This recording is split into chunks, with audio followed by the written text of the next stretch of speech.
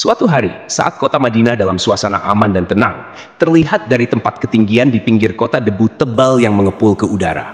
Debu itu semakin meninggi, bergumpal-gumpal hingga hampir menutup angkasa. Angin yang bertiup menyebabkan gumpalan debu dari butiran-butiran pasir Sahara yang lembut terbang menghampiri pintu-pintu rumah di Madinah dan berhembus dengan kuat di jalan-jalan. Orang-orang mengira ada badai yang menyapu dan menerbangkan pasir. Namun, kemudian dari balik tirai debu itu, mereka mendengar kabar tentang kedatangan kafilah besar yang panjang. Tak lama kemudian, 700 kendaraan yang syarat dengan muatannya memenuhi jalan-jalan dan mengguncang Madinah. Orang-orang saling memanggil dan mengajak sesamanya untuk menyaksikan keramaian ini, serta turut bergembira atas kedatangan harta dan rezeki yang dibawa kafilah itu. Ummul Mukminin Aisyah, ketika mendengar suara hiruk-pikuk kafilah yang bergerak maju itu, bertanya, apakah yang terjadi di kota Madinah? Ada yang menjawab, kafilah Abdurrahman bin Auf baru datang dari Syam membawa barang-barang dagangannya. Jadi, kafilah itu yang telah menyebabkan semua guncangan ini? Tanya Ummul Mukminin. Benar, wahai Ummul Mukminin. Jumlahnya 700 kendaraan. Ummul Mukminin menggeleng-gelengkan kepala.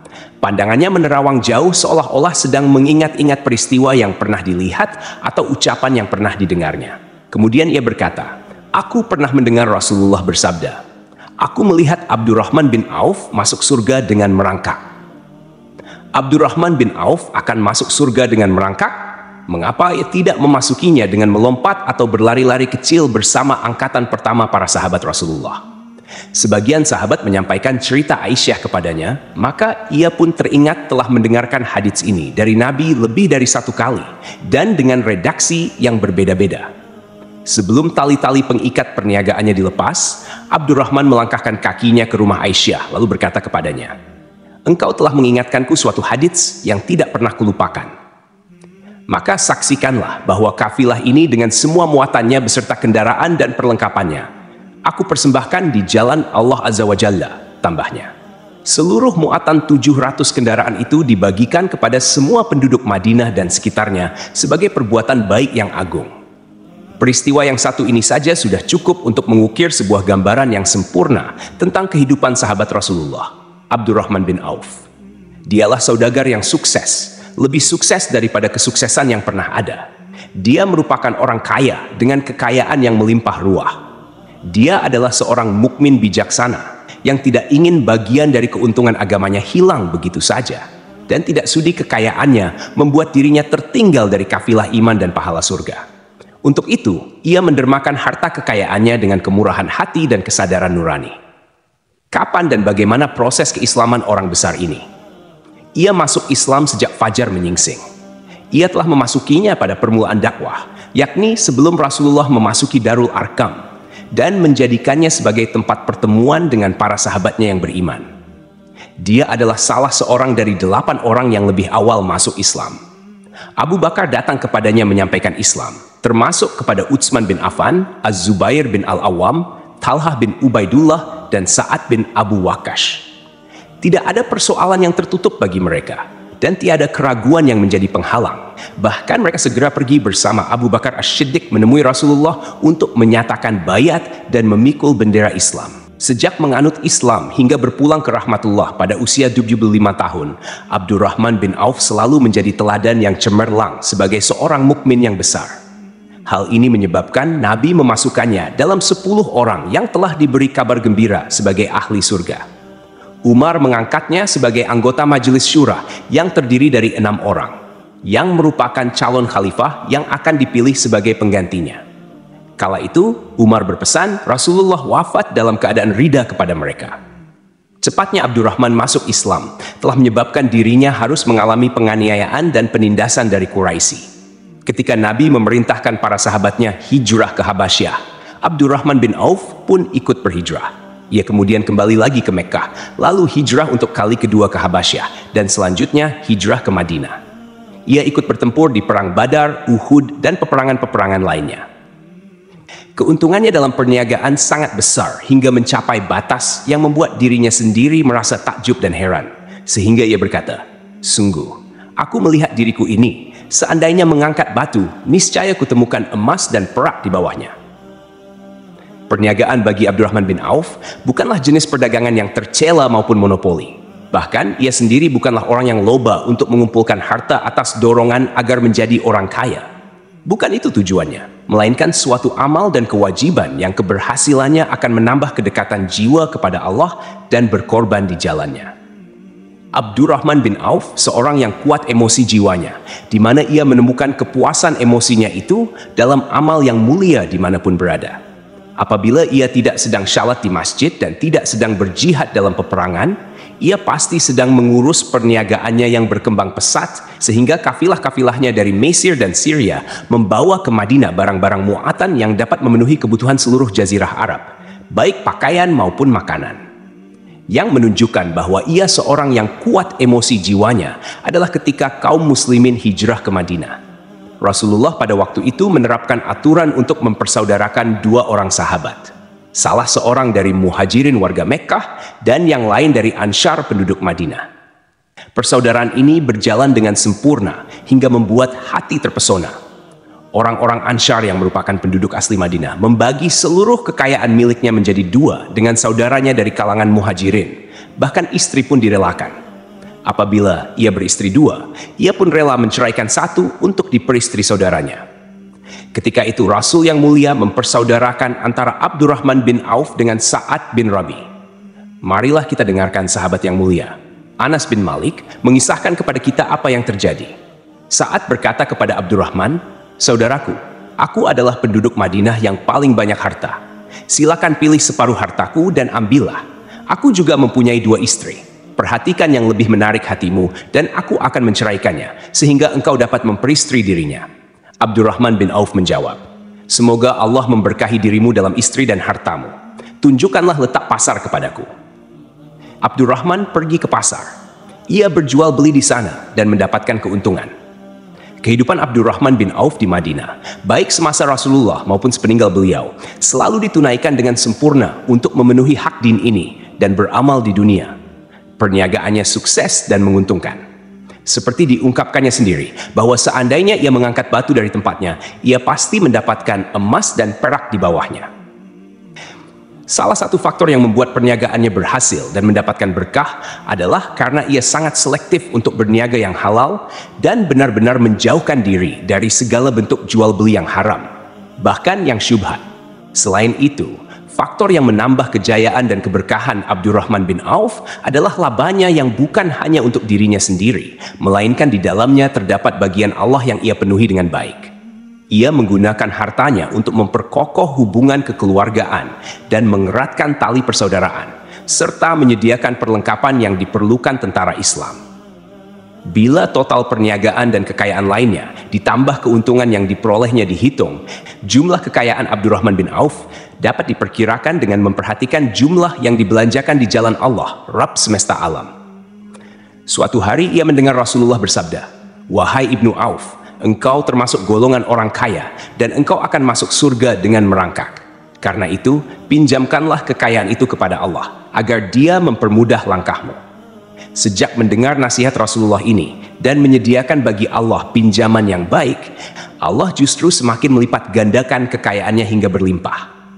Suatu hari ia menjual tanah seharga 40.000 dinar. Kemudian uang itu dibagi-bagikan semua untuk keluarganya dari Bani Zuhrah, untuk para istri Nabi, dan untuk kaum muslimin yang miskin. Pada kesempatan lain, ia menyerahkan 500 ekor kuda untuk perlengkapan tentara Islam. Pada hari lain, ia menyerahkan 1.500 kendaraan. Menjelang wafat, ia mewasiatkan 50.000 dinar untuk diinfakkan di jalan Allah.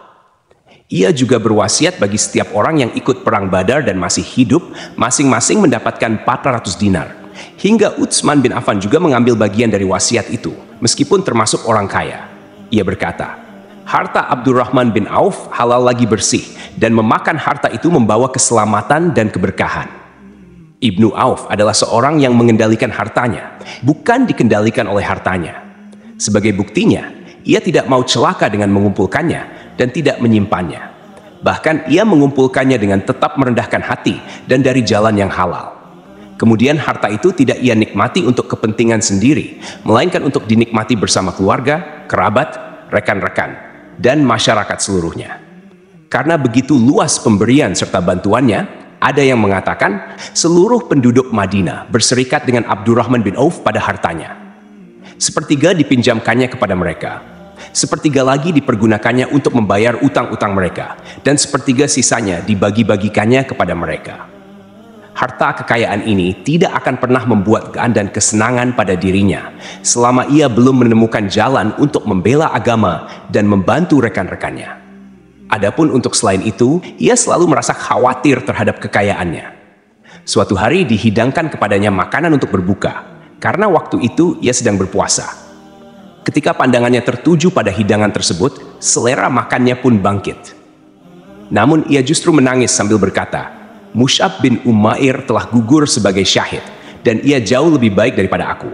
Ia hanya mendapat kafan selai kain, yang jika ditutupkan ke kepalanya, maka kelihatan kakinya, dan jika ditutupkan ke kakinya, terbuka kepalanya.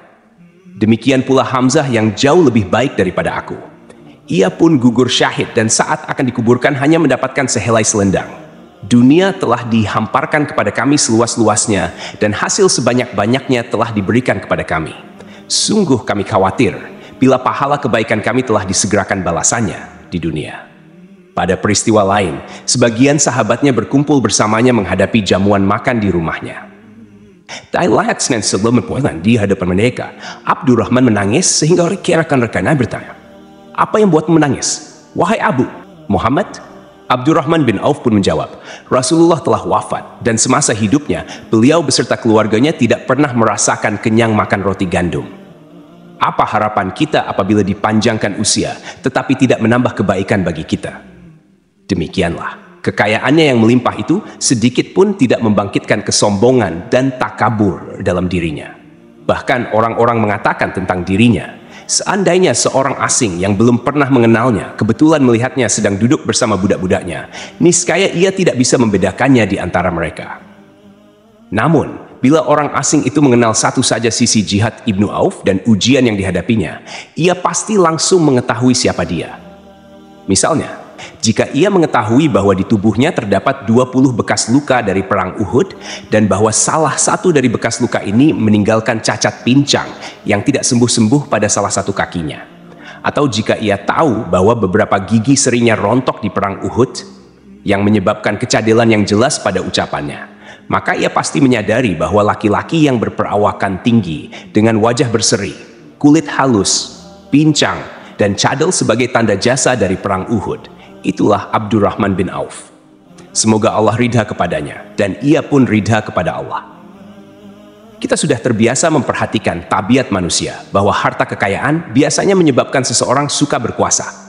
Artinya, orang-orang kaya seringkali ingin memiliki pengaruh untuk melindungi kekayaan mereka, melipat gandakan pengaruh itu, memuaskan nafsu, serta demi kebanggaan dan kepuasan pribadi.